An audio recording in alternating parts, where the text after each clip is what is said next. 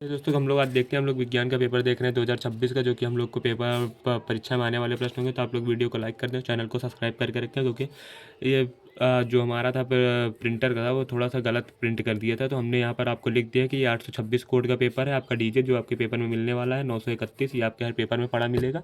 चलिए हम लोग वीडियो को आगे बढ़ते हैं, आप लोग वीडियो को लाइक जरूर कर दें। चलिए हम बढ़ते हैं आगे। हम सभी इन सारे प्रश्नों को हम एक वीडियो फॉर्म में करा रखे हैं, जिसका हम लोग आपको सोल्यूशन अभी देंगे।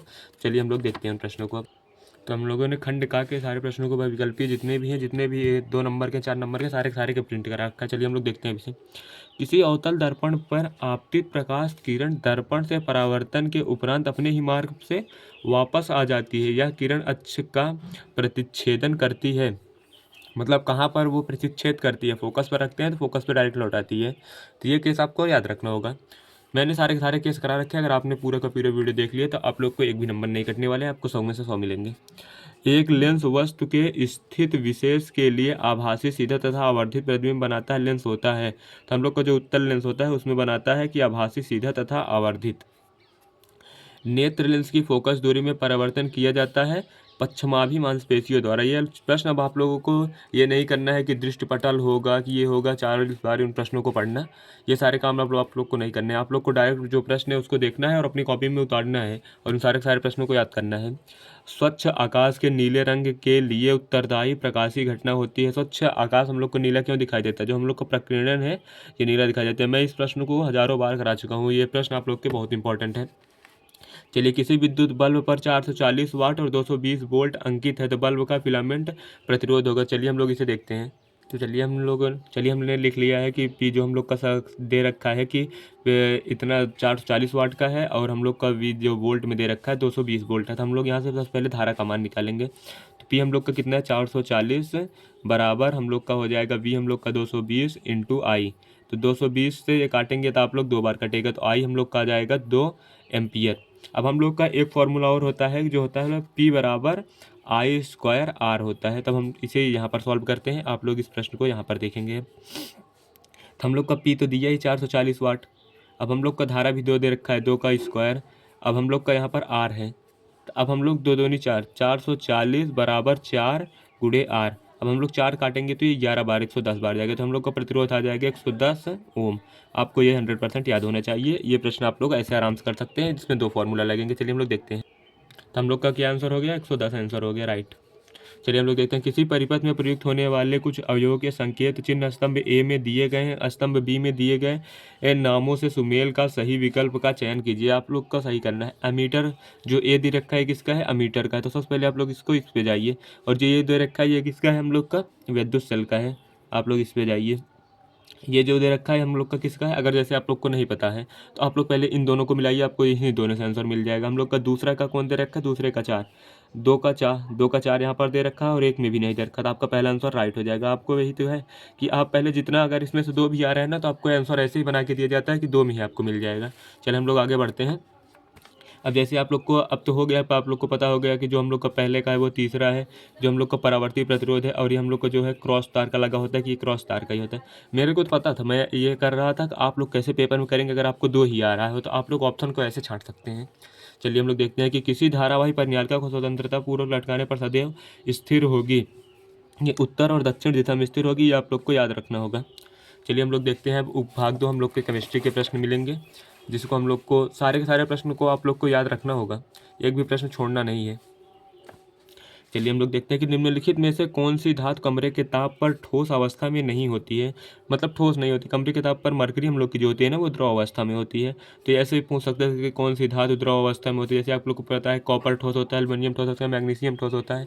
एक मरकरी है, मरकरी का आप लोग टिक करिए।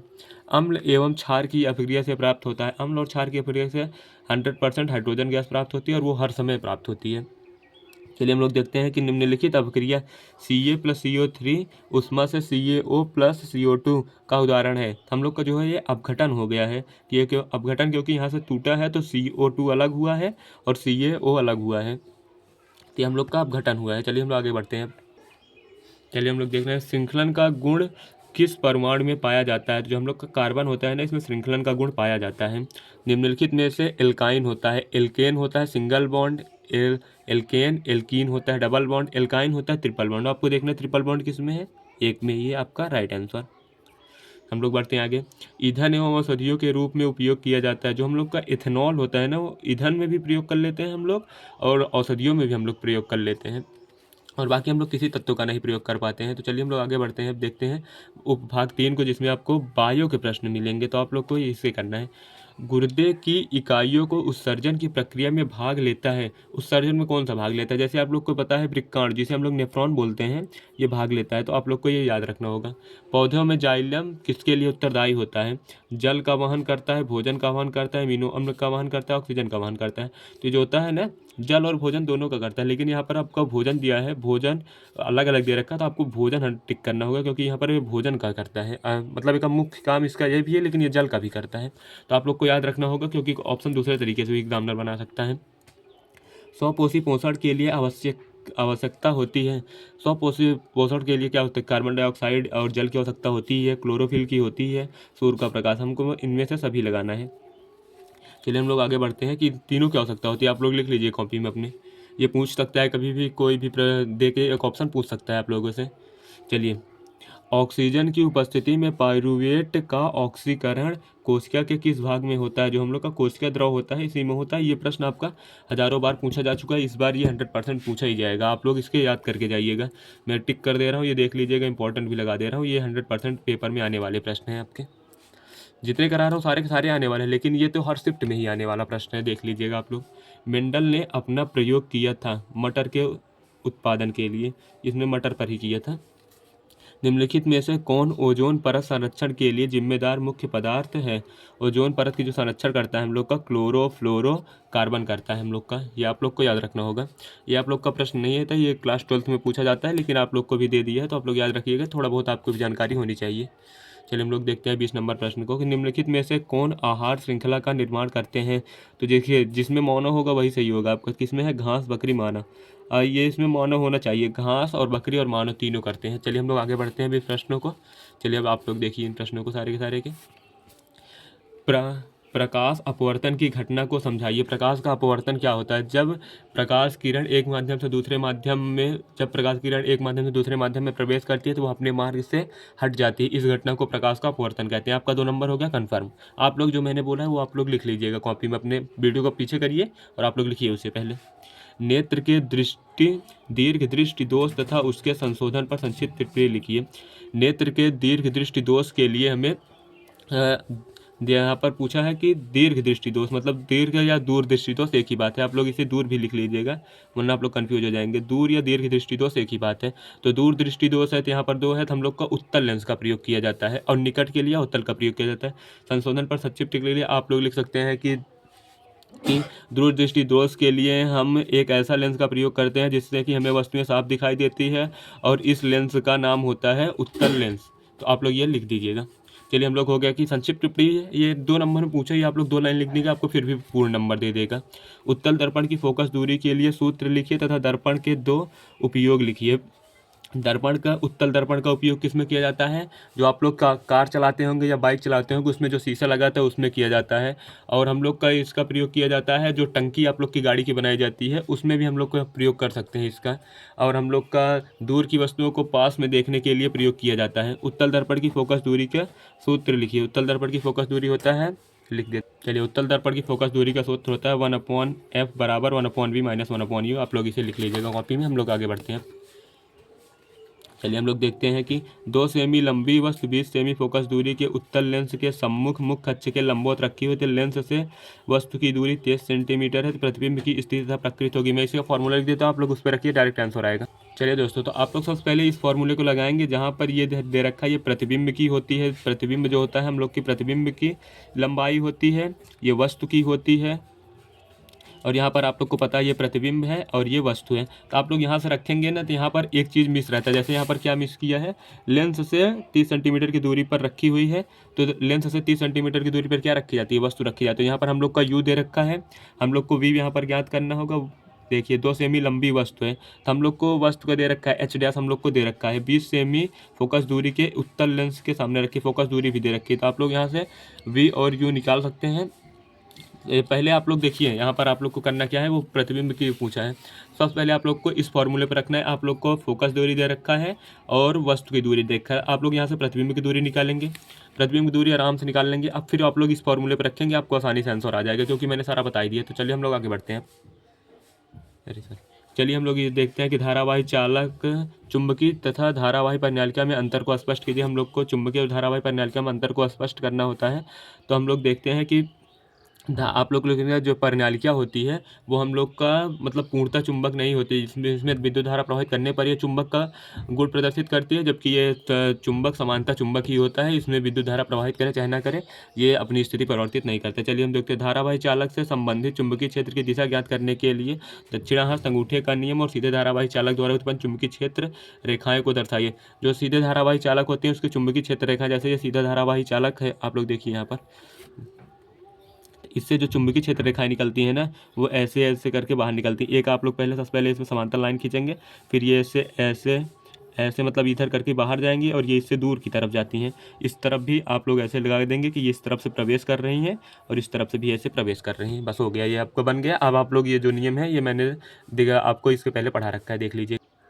चलिए हम लोग देखते हैं कि दिए गए परिपथ में ए एवं बी के बीच तुल्य प्रतिरोध 5 ओम है, तो प्रतिरोध के सिरों के बीच विभवांतर की गणना कीजिए। हम लोग को यहाँ पर विभवांतर ज्ञात करना है। तो आप लोगों को पता है कि विभवांतर भी बराबर होता है हम लोग का आई आर। आप लोग यहाँ पर देखिए, ये दोनों मैं आपको बता दे रहा हूँ करना कैसे। आपको ये 4 और 4 समांतर क्रम में है, तो आप जब इसे जोड़ेंगे तो R/2 हो जाएगा, तो यहाँ पर 2 ओम हो जाएगा। और यहाँ पर 10 और 10 है तो यहाँ पर 5 हो जाएगा। 2 5 5 5 10 2 12 हो जाएगा। यहाँ पर V बराबर हो जाएगा हम लोग का I/R। आप लोग समझ रहे हैं ना कैसे करना है। तो आप लोग को V दे रखा है 6, हम लोग को यहाँ पर विभवांतर की गणना करना है। तो हम लोग को इसके सिरों के बीच धारा नहीं दे रखी है, देखते हैं हम लोग 1 मिनट। देखिए आप लोग को यहाँ पर पूरा जब आप लोग सॉल्व करने V बराबर आप लोग आगे रखें, यहाँ पर आप लोग I का मान निकालेंगे, फिर हम लोग का V बराबर I² R होता है, फिर आप लोग उस फॉर्मूले पर रखेंगे, आंसर आ जाएगा। तो आप लोग उसे करिए या तो इसे आप लोग देखिएगा। विद्युत परिपथ में फ्यूज का महत्व क्या होता है। किसी मकान में कुल विभवांतर 220 है, विद्युत आपूर्ति 220 वोल्ट है, मकान में प्रयुक्त फ्यूज का क्रमांक क्या होगा, विद्युत ऊर्जा का मात्रक क्या होता है। तो विद्युत ऊर्जा का मात्रक हम लोग का शक्ति होता है, ये आप लोग लिख देंगे। और इससे पहले जो मैंने प्रश्न करा रखा है सेम उसी की तरह होगा, जैसे मैंने विकल्पी प्रश्न आप लोग को दिखाया होगा, सेम उसी के तरीके से ये वाला प्रश्न हो जाएगा। ये आप लोग इसे कर लीजिएगा। घरेलू परिपथ में प्रयुक्त तारों के नाम तथा आवरण तारों के रंग लिखिए। तो हम लोग 3 तार का प्रयोग करते हैं, लाल, हरा और नीला करते हैं घरेलू परिपथ में। आप लोग को केवल वही तीनों लिखना है बस। आप लोग यहाँ पर देख लीजिएगा। अब हम लोग केमिस्ट्री आगे भी हमने पेपर का और भी प्रिंट करा रखा है, तो आप लोग यहाँ पर देख लीजिएगा इनका IPSC नाम क्या होता है, हम लोग देखते हैं। तो यहाँ पर हम लोग का IPSC नाम लिखना होगा, तो यहाँ पर हो जाएगा, मैं यहाँ पर इसका IPSC नाम लिख देता हूँ। तो 1 ब्रोमो, यहाँ पर जो BR लगा इसको ब्रोमो हम लोग बोलते हैं, 1 bromo meth eth prop, 1 bromo propane. आप लोग को ये ऐसे लिख लेना, ये आप लोग लिख लीजिएगा, 100% पूछा जाएगा। चलिए हम लोग देखते हैं, यहाँ पर डबल बॉन्ड है तो हम लोग यहीं से शुरू करेंगे। यहाँ पर ऑल भी जुड़ा है, तो 1 2 3। तो हम लोग क्या करेंगे 1 2 3। तो हम लोग को यहाँ पर एक पे तो हम लोग का ऑल दे रखा है, तो लेकिन हम लोग बरीता देते हैं डबल बॉन्ड को, तो ऑल को भी। तो यहाँ पर हम लोग का साथ ही शुरू होगा, तो यहाँ पर हो जाएगा 1 1। ये हम लोग का ऑल लास्ट में जुड़ता है, तो 1 पे हम लोग का क्या जुड़ा है, इन जुड़ा है, 1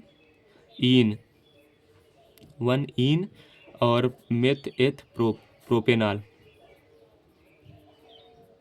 आप लोग को ये हो गया राइट आंसर। तो आप लोग इसे देख लीजिएगा। चलिए हम लोग आगे बढ़ते हैं।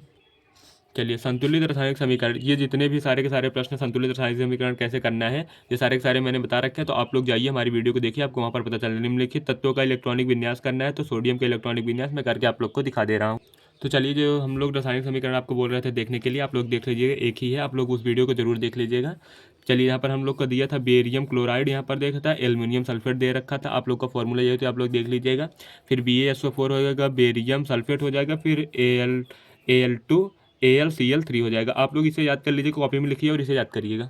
चलिए हम लोग आगे बढ़ते हैं। तो चलिए हम लोगों से पूछा था सोडियम और क्लोरीन का इलेक्ट्रॉनिक विन्यास। सोडियम का होता है हम लोग का परमाणु क्रमांक 11 और क्लोरीन का होता है 17। तो सोडियम का NA होता था 1s2, फिर 2s2, फिर 2p, 1s2 2s2 2p6, हम लोग का 10 हो गया, फिर 3s1 हो जाता है। इलेक्ट्रॉनिक विन्यास इसका यही होता है, आप लोग इसे कॉपी में लिख लीजिएगा।